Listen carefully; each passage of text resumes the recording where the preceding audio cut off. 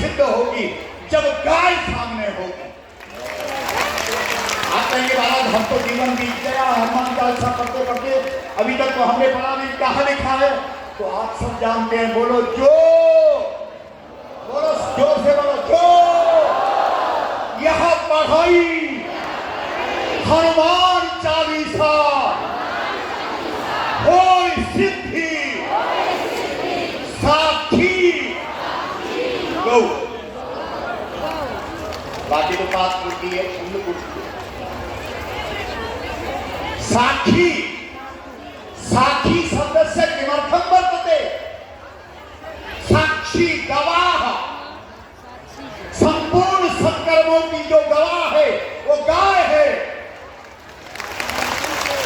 पूजा पाठ जप तप यज्ञ दान तीर्थ व्रत श्राद्ध पिंड तर्पण कथा कीर्तन योग सबका साक्षी गाय है।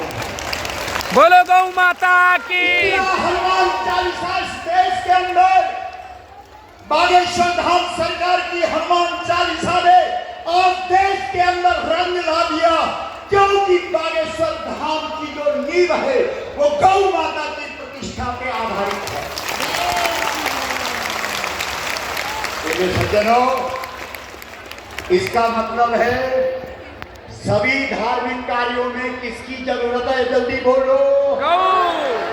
बड़े अच्छे हैं आप। इसका मतलब ये निकलता है कि गौ की रक्षा ही धर्म की रक्षा है। बोलो सही है कि गलत है?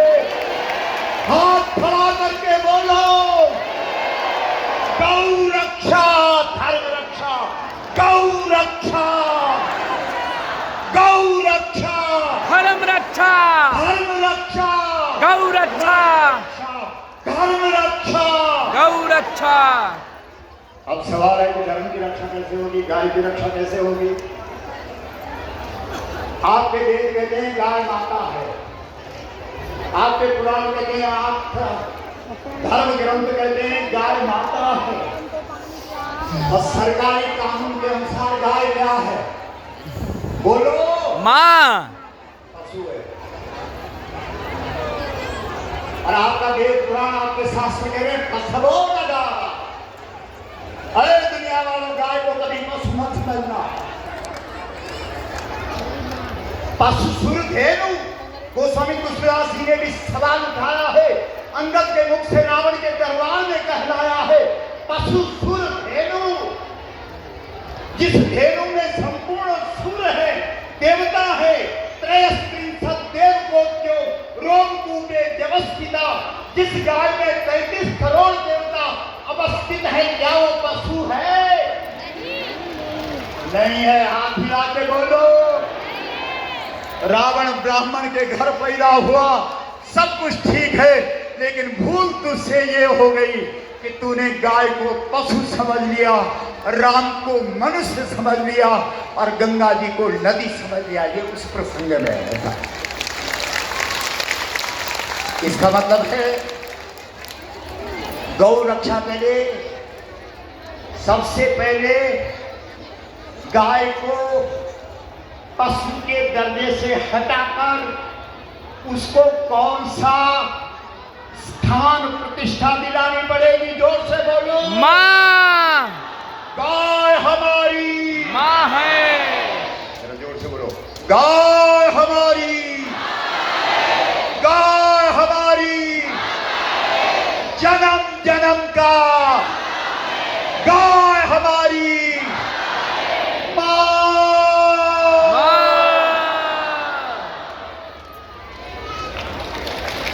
ये है समाधान। ये कब होगा? हम लोग इस देश के हर जनपद में चले गए, इस देश के हर राज्य की राजधानी में चले गए, दिल्ली के रामलीला मैदान में 3-3 बार चले गए, कुछ भी नहीं, क्योंकि ये मुद्दा 100 करोड़ हिंदुओं का है। 100 करोड़ में अगर 1 करोड़ खड़े नहीं हुए तो सरकार कहेगी ये लोग ऐसे हैं। इसलिए सज्जनों, माता बहनों, यहां हनुमान जी की चर्चा चल रही है। हनुमान जी महाराज जब लंका में विभीषण के घर में गए, विभीषण ने कहा इतना जप करता हूं, इतना तप करता हूं, इतना यज्ञ करता हूं, इतना दान करता हूं, इतना तीर्थ करता हूं, इतना व्रत करता हूं, इतना श्राद्ध करता हूं, सब कुछ करता हूं, कथा कीर्तन योग सब कुछ करता हूं, फिर भी मुझे अभी तक सपने में भी राम के दर्शन नहीं हुए। हनुमान कारण क्या है बाबा जी बताओ, कारण क्या है? हनुमान जी ने कहा विभीषण नाराज मत होना, बता दो। बोला बता दो। बोला तू पूजा करता है, पाठ करता है, जप करता है, तप करता है, यज्ञ करता है, दान करता है, तीर्थ करता है, तप करता है, श्राद्ध करता है, पिंड भरता है, सब कुछ करता है, कथा करता है, कीर्तन करता है, योग करता है, लेकिन तेरी नगरी के किनारे पर अशोक पेड़ के नीचे धरती की बेटी जो साक्षात पृथ्वी गौ बनकर के खड़ी हुई है, जिसे लोग सीता कहते हैं, बोल उस सीता के लिए, उस गाय के लिए तूने क्या किया? विभीषण चुप हो गए। बोला उसके लिए तो कुछ भी नहीं किया। बोला तो राम नहीं मिलता, जो मर्जी करो भाई, जब तक तुम गाय के लिए कुछ नहीं करोगे कैसे तुम्हारा जब तक पूजा पाठ सफल होगा? विभीषण ने काम पकड़े, पूछे क्या करना चाहिए? बोला गाय का पक्ष ले और खड़ा हो जाएगा के लिए। और जैसे ही हनुमान जी की शिक्षा विभीषण को मिली, विभीषण ने अपनी माला धरती पर रखी, कहा अभी जाता हूं सीता जी का पक्षधर, गाय का पक्षधर बन करके आज ही गाय का पक्ष लेता हूं, सीता का पक्ष लेता हूं। और हनुमान के कहने से विभीषण जैसे ही रावण के दरबार में गए, किसका पक्ष लिया? जल्दी बोलो। सीता का। और सीता कौन है? सीता किसी मां के पेट से पैदा नहीं हुई है, सीता धरती से प्रकट हुई है। और तुम्हारे शास्त्र कहते हैं जब जब गौ माता प्रकट हुई, जब जब धरती माता ने अपना अवतार लिया तो वो गौ के रूप में प्रकट हुई, इसलिए सीता साक्षात गौ है। और उस गौ के समर्थन में विभीषण जैसे ही खड़ा हुआ, रावण ने विभीषण को लात मार दी, लेकिन विभीषण का जो जन्म जन्म का जो उसकी इच्छा थी, जो उसको अपेक्षा थी, आज पूरी हो गई। रावण की लात लगते ही विभीषण को राम मिल गया। कैसे मिल गया? किसके पक्ष में खड़ा हो गया? जल्दी बोलो। गाय के पक्ष में। भगवान श्री कृष्ण को श्रीमद् भागवत के अंदर लोगों ने पूछा, तेरे माथे पर ये मुकुट मोर पंख का क्यों? श्री कृष्ण ने कहा, ये मोर पंख का मुकुट गाय के पीछे लगाता हूं। जो लोग गाय के पीछे खड़े हो जाते हैं, उनके लिए फिर मैं निष्पक्ष नहीं, पक्षधर बन जाता हूं। मैं हमेशा गाय का और गाय वालों का पक्ष देता हूं। जिन्हें सज्जनों, आप सबसे निवेदन, संत महात्माओं के चरणों में प्रणाम।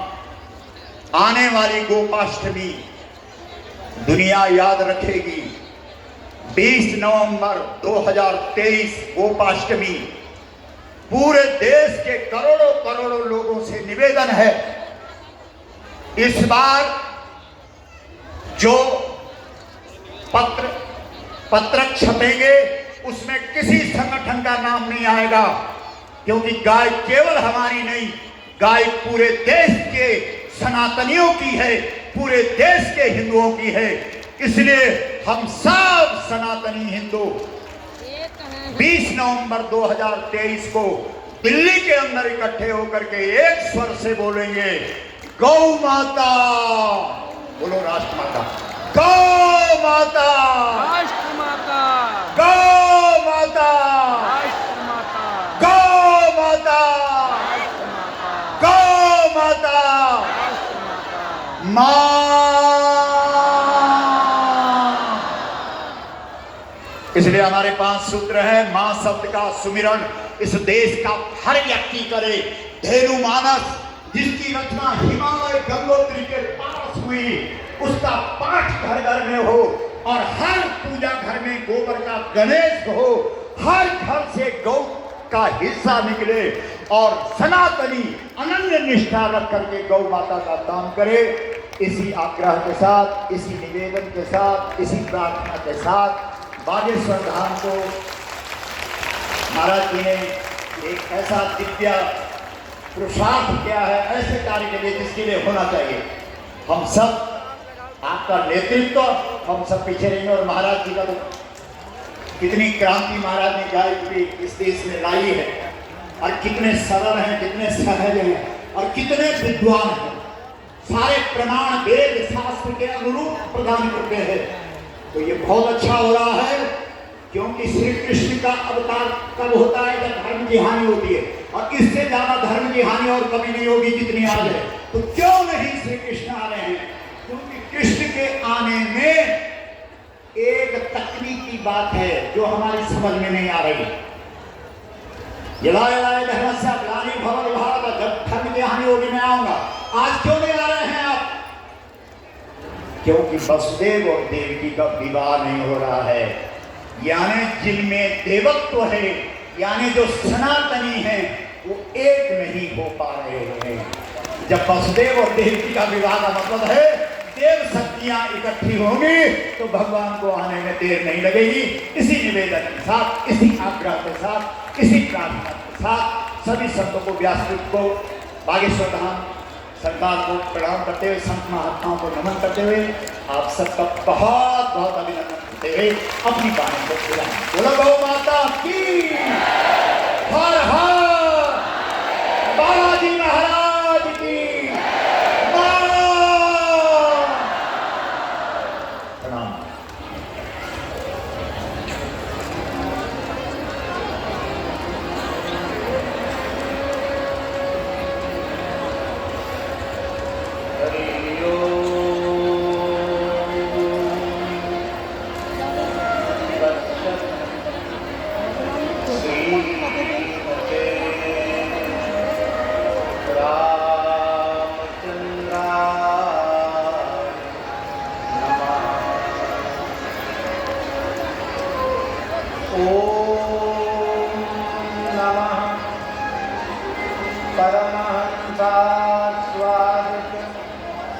चरण कमल चिन्ह करण